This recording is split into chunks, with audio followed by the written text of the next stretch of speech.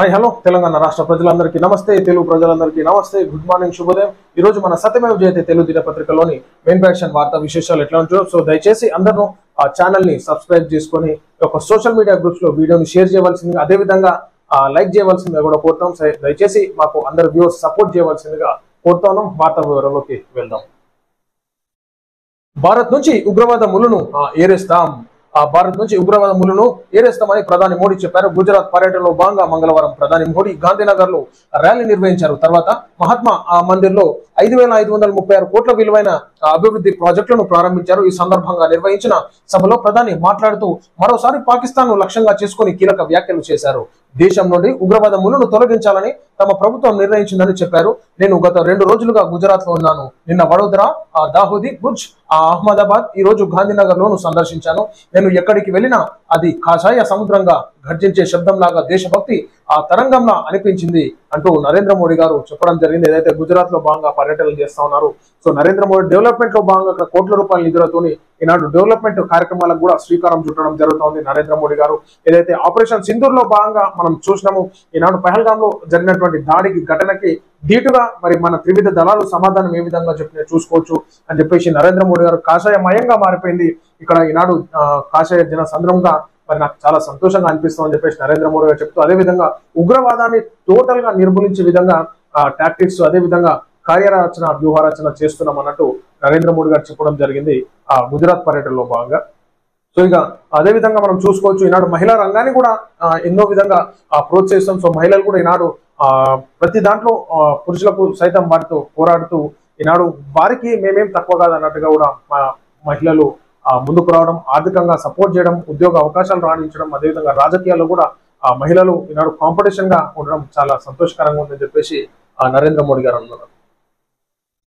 Operation Sindoor తర్వాత పిఓకేలోని ఉగ్ర స్థావరాలకు మళ్లీ చేరుకుంటున్న ముష్కరులు చొరబాట్లకు ఉగ్రవాదుల్ని ఎత్తిచ్చే అవకాశం ఉందని బిఎస్ఎఫ్ వెల్లడి. నియంత్రణ రేఖ, అంతర్జాతీయ సరిహద్దు వెంబడి నిఘా పటిష్టం అన్నట్టు మళ్లీ క్యాంపులకు తిరిగి వస్తున్న ఉగ్రవాద బేస్ క్యాంపులు టోటల్ గా మనోళ్ళు బ్లాస్ట్ చేసినా మరలా వచ్చి మళ్ళా ఇక స్టార్ట్ చేస్తుంటారు అనమాట. దీనికి ఊరికే పంచాది లేకుండా మొత్తం పరిష్కారం జరిగే విధంగా శుభం కాడు పడే విధంగా చేయాల్సిందిగా కోరుతాం. ఊకే తెల్లారులేస్తే ఈ జవాన్ ఆయనను కలిసిండు, ఉగ్రవాదులు మన జవాన్ని కాల్చినాడు, చచ్చిపోరు, ఇదంతే కథ. ఆపరేషన్ సింధూర్ తర్వాత పాక్ ఆక్రమిత కాశ్మీర్ లో తమ స్థావరాలను లాంచ్ ప్యాడ్లను ఖాళీ చేసి పారిపోయిన ఉగ్రవాదులు తిరిగి తమ స్థావరాలకు లాంచ్ ప్యాడ్లకు చేరుకుంటున్నట్లు తమకు పలు సమాచారాలు అందాయని సరిహద్దు భద్రతా దళం బిఎస్ఎఫ్ మంగళవారం తెలిపింది. దీంతో జమ్మూ కాశ్మీర్ లోని వాస్తవాధీన రేఖ ఎల్ఓసి అంతర్జాతీయ సరిహద్దు వెంబడి మళ్లీ చొరబాటు యత్నాలు జరిగే అవకాశం ఉందని, ఈ విషయంలో భారత ఏజెన్సీలు పూర్తి అప్రమత్తంగా ఉండాలని BSF inspector general Shashank Anand విలేకరుల సమావేశంలో చెప్పారన్నట్టు. ఇక మళ్ళా గదే కొత్తొకరు అన్నట్టు మళ్ళా సూర్య చేస్తుంటారు అన్నమాట. జూన్ 2న తెలంగాణ ఆవిర్భావ వేడుకలు, కేటీఆర్ పిలుపు. జూన్ 2న తెలంగాణ భవన్ లో రాష్ట్ర ఆవిర్భావ వేడుకలు బీఆర్ఎస్ ఆధ్వర్యంలో రాష్ట్ర వ్యాప్తంగా ఘనంగా నిర్వహణ. జాతీయ పతాకం, పార్టీ పతాకాలు ఎగురవేయాలని కేటీఆర్ పిలుపు. అన్ని జిల్లా కార్యాలయాలు, నియోజకవర్గాల్లోనూ సంబరాలన్నట్టు. ఏదైతే జూన్ 2న తెలంగాణ ఆవిర్భావ దినోత్సవ వేడుకల సందర్భంగా అంగరంగ వైభవంగా మనం కార్యక్రమాలు చేయాలి. ఈనాడు అందరూ మన పార్టీ శ్రేణులంతా కూడా ఏకటితమై దీన్ని ఘనంగా నిర్వహించుకోవాలని చెప్పేసి కేటీఆర్ గారు చెప్పడం జరిగింది. కరోనా విజృంభణ, దేశవ్యాప్తంగా 1000 దాటిన కోవిడ్ కేసులు ఇక టోటల్ గా విజృంభిస్తుంది. ప్రజలారా జాగ్రత్త ఉండదు. కరోనా 1000 మందికి చేరిందంట. ఈనాడు అంచెలంచెలుగా మళ్ళీ పెరుగుకుంటూ వస్తుంది. ఏ విధంగా కంట్రోల్ చేస్తారో మరి వరల్డ్ హెల్త్ ఆర్గనైజేషన్ కానీ దాన్ని నిర్ణయం తీసుకోవాలి. చైనాలో పుట్టి ప్రపంచమంతా వ్యాప్తి చెంది లక్షలాది మంది ప్రాణాలు బలిగొన్న COVID-19 మరోసారి భారత్ లో కొరలు చాస్తుంది. దేశవ్యాప్తంగా మళ్లీ కరోనా వైరస్ వ్యాప్తి ప్రజలను కలవరపెడుతుంది. గత వారం రోజుల్లోనే 750 మందికి పైగా ఈ వైరస్ బారిన పడినట్టు ఆరోగ్య శాఖ వెల్లడించింది. కేరళ, మహారాష్ట్ర, ఢిల్లీలో కొత్త కేసులు పెరిగినట్లు పేర్కొంది. సో కొత్తగా కేరళలో ఈనాడు భారీ సంఖ్యలో మనం చూస్తా ఉన్నాం, కరోనా పెరుగుతోంది. సో ప్రజలారా జాగ్రత్తగా ఉండాల్సిందిగా కోరుతాం. మేము చెప్పడం వరకే, కానీ స్వయ నియంత్రణ పాటించాల్సింది మీరే. ప్రజలారా జాగ్రత్తగా ఉండండి, మీ ప్రాణాలను కాపాడుకోవాల్సిందిగా మేము కోరుతున్నాం. అన్ని తెలిసే ఐఎస్ఐతో దోస్తీ. పాకిస్తాన్ కోసం గూఢచర్యానికి పాల్పడి ప్రస్తుతం కటకటాల్లో ఉన్న యూట్యూబర్ జ్యోతి మల్హోత్రాకు తనను కలిసిన పాకిస్తానీ ఆపరేటర్లు 4 పాకిస్తానీ గూఢచారి సంస్థ ఐఎస్ఐ ఏజెంట్లు అని తెలుసుకొని పోలీసులు ధృవీకరించారు.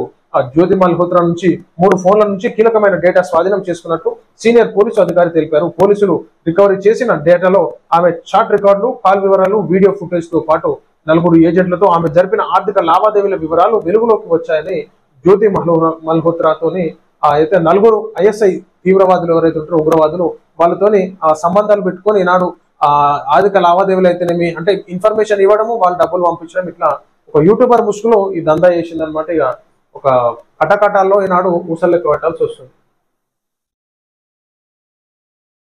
వర్షాల నేపథ్యంలో ముందస్తు ప్రణాళికతో పని చేయాలి.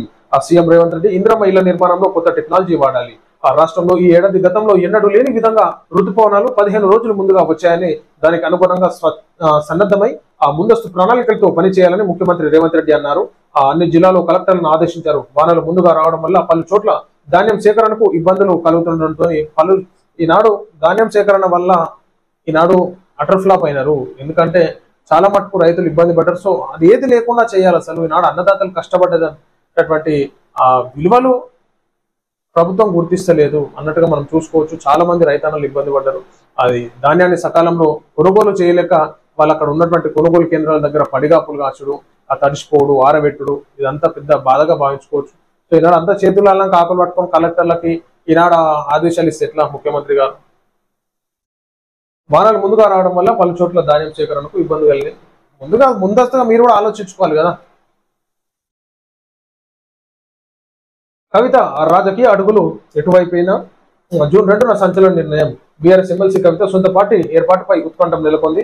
తెలంగాణ జాగృతిని పునరుద్ధరించి 11 ప్రాంతాలకు సమన్వయకర్తలను నియమించారు. బీఆర్ఎస్ నేతలు కవితను బుజ్జగించే ప్రయత్నం విఫలమైంది. బీజేపీ నేత రఘునందన్ రావు కీలక వ్యాఖ్యలు చేశారు.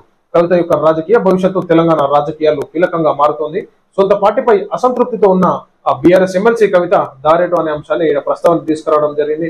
సో ఏ పార్టీ పెడితే మాకేంది, మా దారి మాకు అన్నట్టు ఈనాడు బీఆర్ఎస్ శ్రేణుల్లో కూడా కొంతమంది నాయకులు అయితే కేసీఆర్ గారే మా దేవుడు, తన ఆధ్వర్యంలోనే మేమంతా కొనసాగుతామని చెప్పేసి చెప్పడం. కవిత పార్టీ పెడితే మాకేంది, పెడితేంది పెట్టకపోతేంది అని ఒకరు, కవిత పార్టీ పెడితే అటర్ ఫ్లాప్ అవుతుంది, షర్మిల పరిస్థితి లాగా అవుతుంది అని చెప్పేసి మరొకరు. సో ఈ విధంగా కొనసాగుతున్నాయి. మరి ఉన్నటువంటి కవితక్క ఏ విధంగా వ్యూహరచన చేస్తున్నారో ఇక చూసుకోవాలి. మరి ఏమైతుందో జూన్ 2న మరి ఆవిర్భావ దినోత్సవం ఉంది. ఆ కార్యక్రమంలో మరి పాల్గొనరా? సో పాల్గొని మరి ఉన్నటువంటి పార్టీ ప్రస్తావన తీసుకొచ్చేటటువంటి ఆలోచన ఉందని చెప్పేసి కొంతమంది అంటున్నారు. చూసుకోవాలి మరి ఎట్లుంటుందో కథ. సో ఇది ప్రజలారా మనం చూస్తున్నాం. ఈ రోజు మన సత్యమేవ జయతే తెలుగు దినపత్రికలోని మెయిన్ పేజ్ అండ్ వార్తా విశేషాలు. అందరికీ సెలవు. దయచేసి వీడియోని షేర్ చేయవలసిందిగా కోరుతాను.